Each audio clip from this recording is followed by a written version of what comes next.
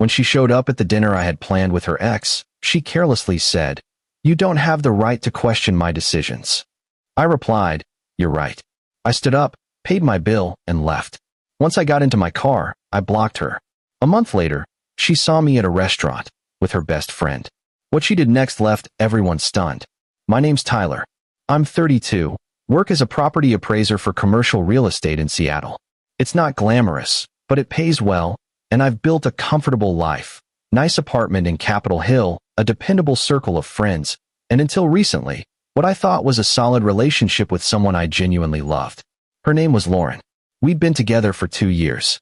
Met at a mutual friend's birthday party in July 2022. Hit it off immediately. She was a marketing consultant, sharp as hell, funny, beautiful in that effortless way that made you feel lucky just to be around her. For the first year and a half, everything felt right. We traveled together, spent a long weekend in Vancouver, did a road trip down the Oregon coast, talked about maybe doing Europe the following summer. We talked about moving in together, even casually mentioned what our future might look like. I wasn't rushing anything, but I was committed. I thought she was too. Then things started shifting around August of this year. Subtle at first, she'd be less available, more distracted during conversations, checking her phone constantly. When I asked about it, she'd brush it off. "Work's just crazy right now," she'd say. "This campaign is killing me." I believed her because I wanted to, because I trusted her. It was early September when I first heard the name Qley. We were grabbing coffee on a Sunday morning at our usual spot in Pike Place, and her phone buzzed. She glanced at it, smiled slightly, then put it face down on the table. I didn't think much of it until it happened again. And again. Finally, I asked, "Who keeps texting you?" "Oh, just Qley," she said casually, stirring her latte. "He's an old friend. We've been catching up." "Old friend?" "Yeah. We dated briefly in college. Nothing serious. He moved back to Seattle a few months ago, and we reconnected through LinkedIn of all places." She laughed. "Small world, right?" I nodded, trying to seem unbothered. "That's cool. What's he doing here?" "Tech sales. He's with some startup in South Lake Union. Seems to be doing really well for himself." I nodded again and changed the subject. But something felt off. Not because she had an ex-boyfriend as a friend. I'm not that insecure, but because she'd never mentioned him before. Not once in 2 years. And now suddenly, he was texting her on a Sunday morning. Over the next few weeks, Qley's name came up more and more. She'd mentioned grabbing lunch with him, or that he'd given her advice on a work project, or that they'd gone to some networking event together. Each time, she'd frame it casually, like it was no big deal. And maybe it wasn't. But it started eating at me. One night in late October, I finally said something.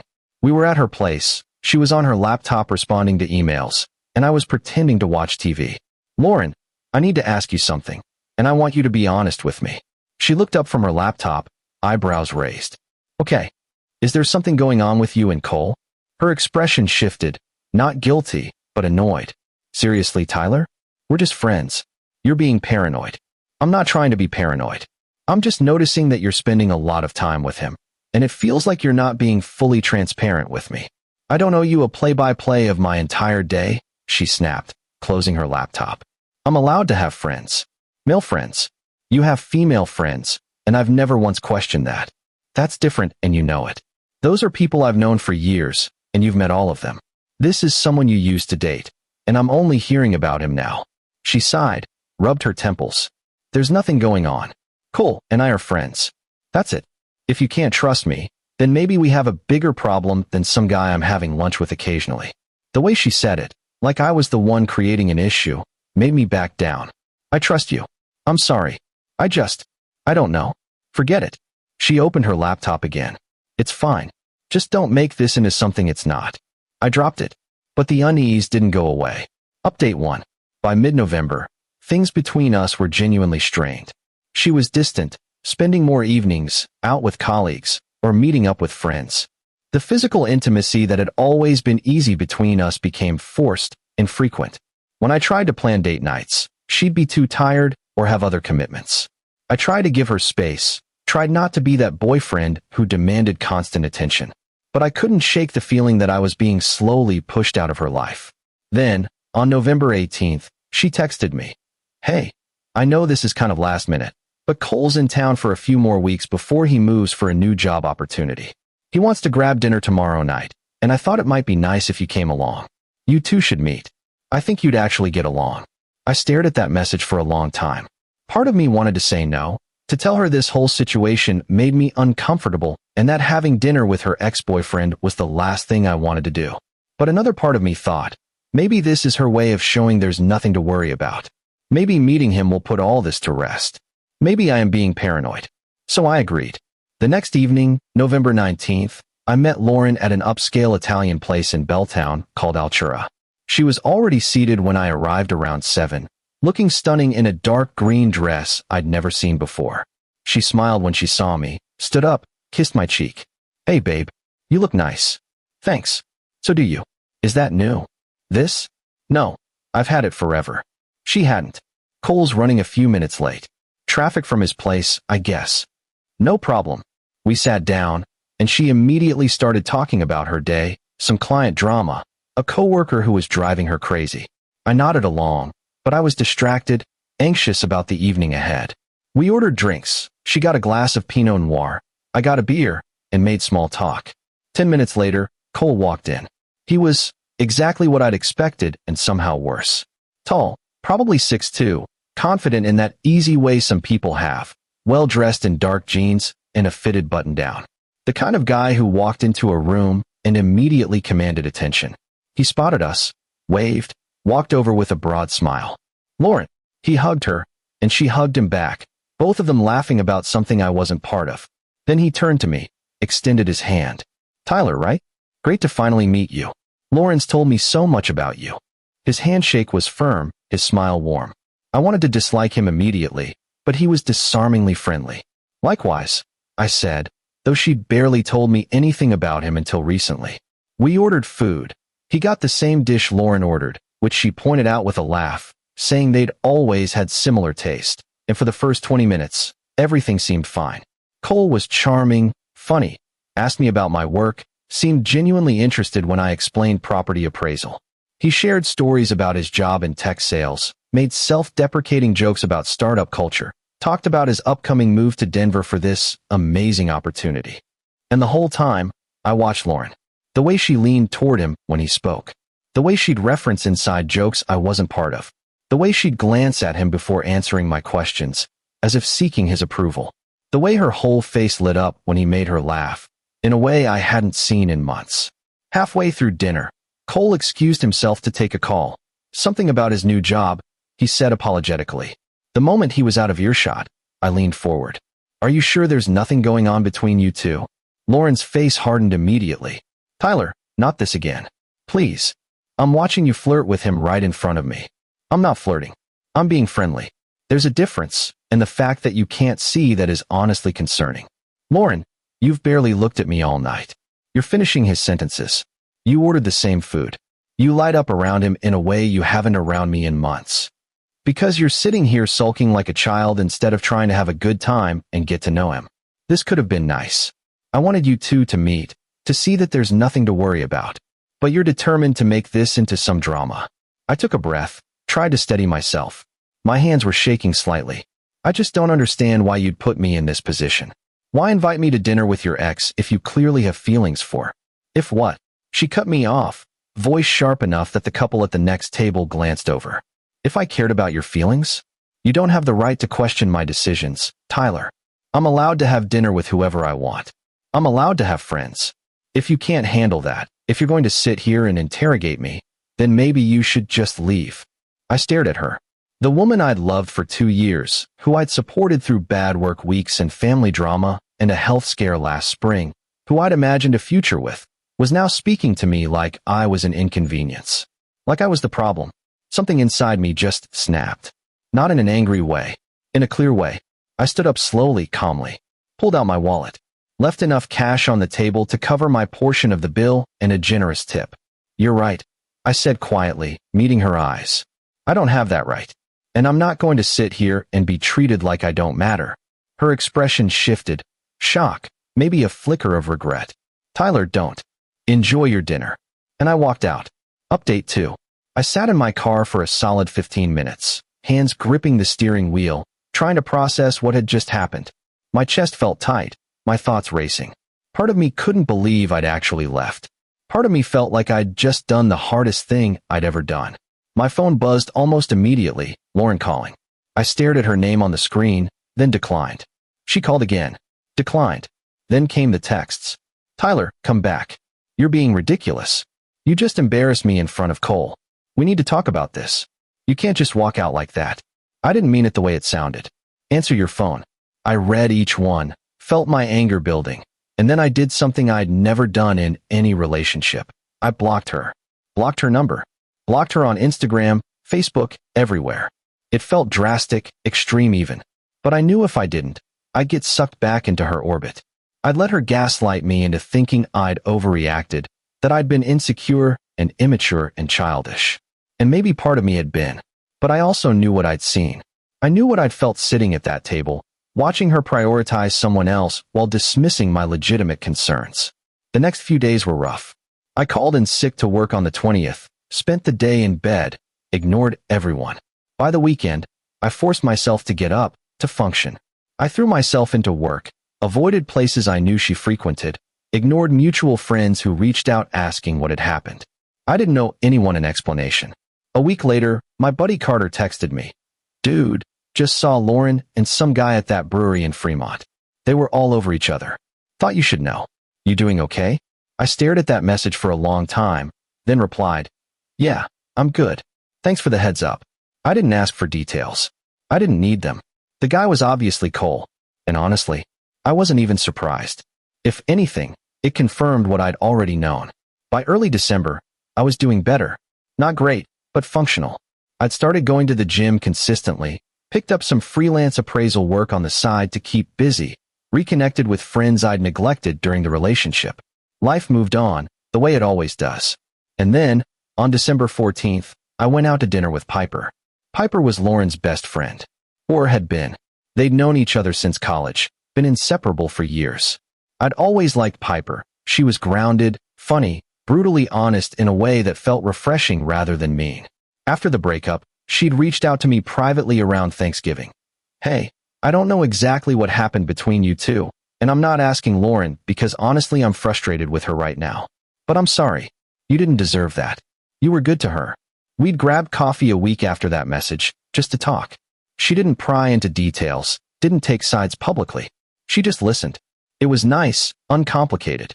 We discovered we both liked the same obscure podcasts, had similar taste in books, could talk for hours without it feeling forced. That dinner in December wasn't anything romantic. At least, not intentionally. We were both dealing with our own stuff. She'd recently ended things with her long-term boyfriend, a guy named Brendan who'd apparently been stringing her along about marriage for 3 years, and we'd become genuine friends. But there was something easy about being around her. Something comfortable. We were at this seafood place in Ballard, halfway through our meal, laughing about some ridiculous reality TV show we'd both been hate-watching, when I saw Lauren walk in. She was with Cole. They were laughing, his hand on the small of her back as the hostess led them to a table on the other side of the restaurant. And then, as if she could sense me, she turned her head and saw me.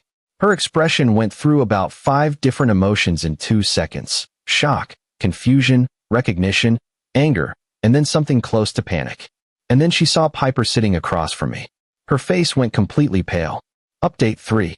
Lauren stopped mid-step, said something to Cole, and then walked directly toward our table.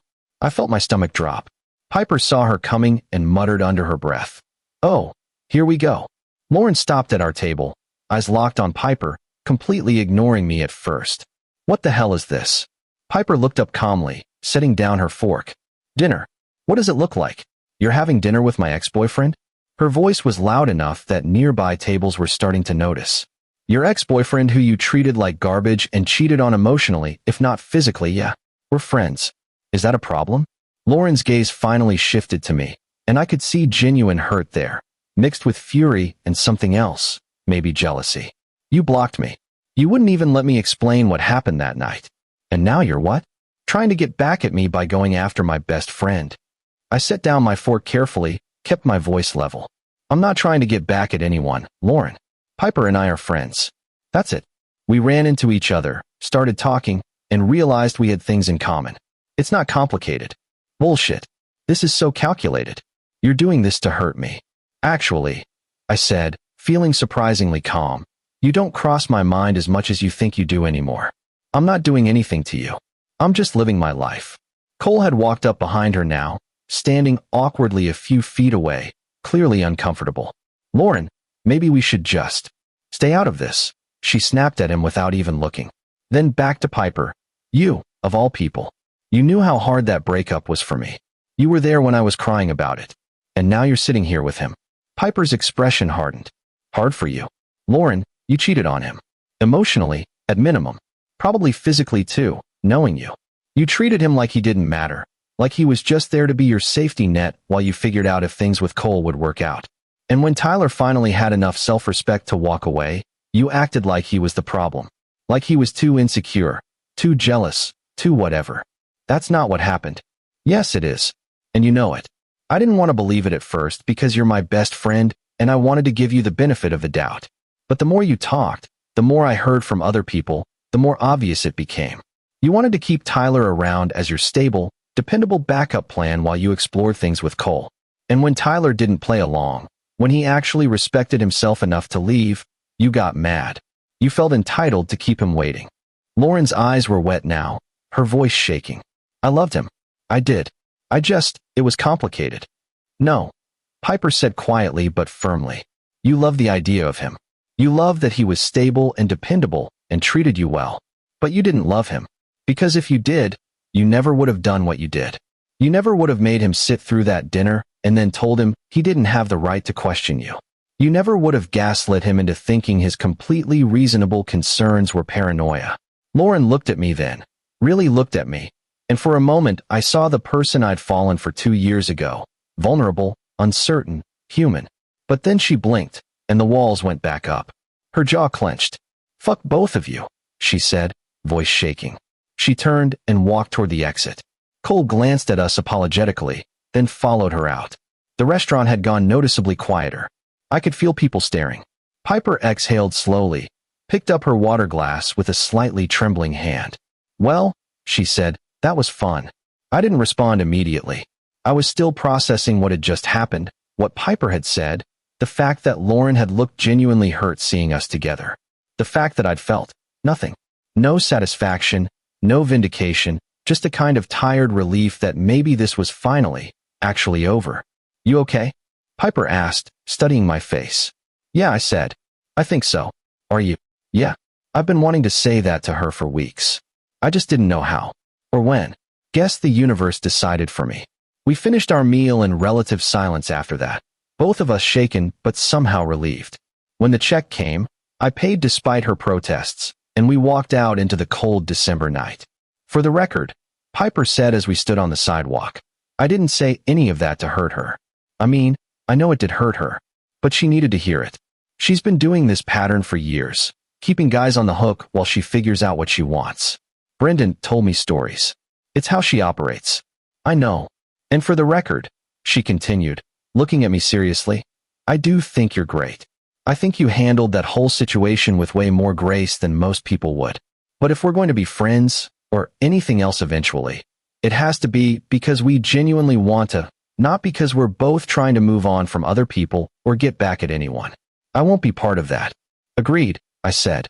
And honestly, I like hanging out with you because you make me laugh and you don't take yourself too seriously, and I can actually be myself around you. It has nothing to do with Lauren. She smiled at that. Good. Same here. We went our separate ways that night, but we texted later, and then the next day, and the day after that. Final update. It's been 3 months since that night at the restaurant. Lauren and Cole broke up sometime in January. Apparently, he got the job offer in Denver and didn't want to do long distance, and Lauren wasn't willing to leave Seattle. I heard this through mutual friends, not because I was asking, but because people still felt the need to keep me updated. She reached out to me once, in early February, through email since I'd blocked everything else. It was a long message, several paragraphs, explaining that she'd been confused and scared about where her life was going, that she'd handled everything poorly, that she'd been wrong to treat me the way she had, and that she hoped eventually I could forgive her. I read it twice, then archived it without responding. Not because I was angry anymore, but because there was nothing left to say. Some apologies come too late, and some bridges, once burned, aren't meant to be rebuilt. Piper and I are still figuring things out. We've been taking it slow, actually dating now, seeing where it goes. There's no rush. We're both in a place where we're okay being alone, which makes being together feel like a choice, not a need. It's different than what I had with Lauren. Lighter, easier, more honest. We argue sometimes, but we actually resolve things instead of letting them fester. She calls me on my bullshit, and I do the same for her. It feels balanced in a way I didn't know relationships could be. Mutual friends tell me Lauren's doing okay. She moved to Portland in March for a new job, trying to start fresh. I genuinely hope she's happy. I don't wish her ill. I think she's got a lot of growing up to do, a lot of patterns to break, but that's not my responsibility anymore. But I also don't regret walking out of that restaurant on November 19th. I don't regret blocking her. And I don't regret moving on. Sometimes the hardest thing you can do is recognize your own worth and refuse to settle for someone who doesn't see it. I spent too long trying to be enough for someone who'd already decided I wasn't. And the moment I stopped trying, the moment I chose myself, everything changed. I'm not bitter. I'm not heartbroken. I'm just free. And that feels pretty damn good. Some nights, usually when I'm alone, I think about that dinner with Cole.